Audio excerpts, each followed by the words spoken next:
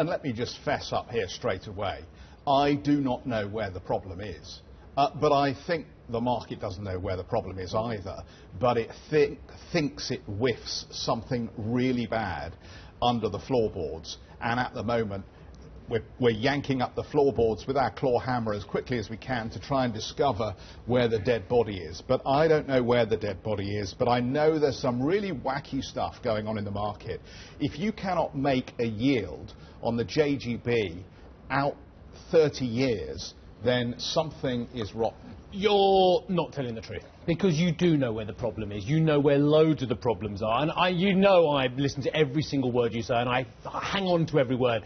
And you know that there are problems left, right and centre. But whether it justifies these kind of moves and this kind of panic in certain asset classes remains to be seen. I think there are long-standing problems in European banks and European debt profile. There are long-standing problems in certain areas of the credit markets. There are certainly issues that we have concerns about in the oil sector, and there are concerns, not this week leading to the fall, but interestingly about China as well. So I suggest that we do know that there are problems. I think what is different this time round is, compared to previous market sell-off, we've always been worried about one thing. Believe it or not, there was a time when we were worried about Cyprus or Greece or China. But this time round, I think what's happening is people are saying, well, I'm terrified about Chesapeake and I'm terrified about IG bonds, and actually the spread of investment grade over treasuries has really grown. Now I'm also worried about the strength of the US economy, and also look at those dastardly Europeans. They haven't sorted their banks out again. So I would suggest that there are skeletons left, right and centre, but you, the audience, know about all of these. And I guess this is the point that you're making. There is nothing new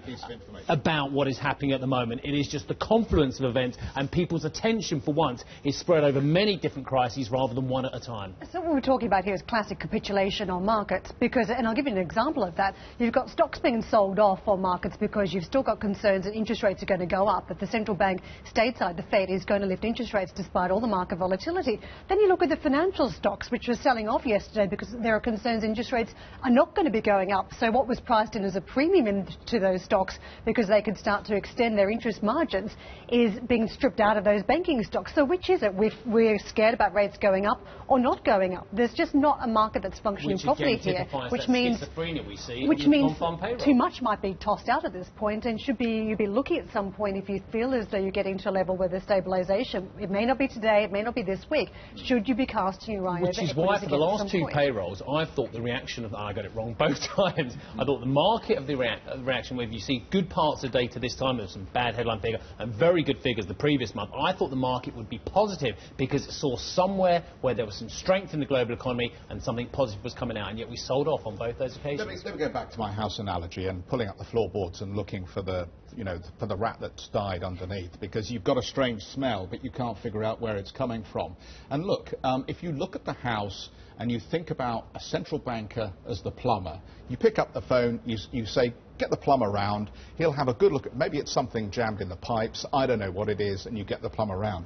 And the plumber turns up and all they've got, they didn't bring a full toolkit, all they turned up with was a large hammer. And that's kind of where we are at the moment. And I think that's part of the problem here. To listen to people like Bill Gross, they'll say to you, when do the central banks get over themselves? When do they realise that actually it makes more sense to target nominal growth than to focus per se on just inflation, or even in the Fed's case, inflation and unemployment? Because the big hammer approach that we have from our central banks at the moment isn't necessarily working. And the other problem is, whilst those pipes are blocked up or you've got that dead rat, you've got a problem that's not going away. And I'll tell you what that problem is. It's low growth, low demand. The markets are falling out of bed here because they are trying to find growth. And right now, where is it? Is it in corporate profits? Is it in emerging markets? Is it in developed markets? It's a struggle.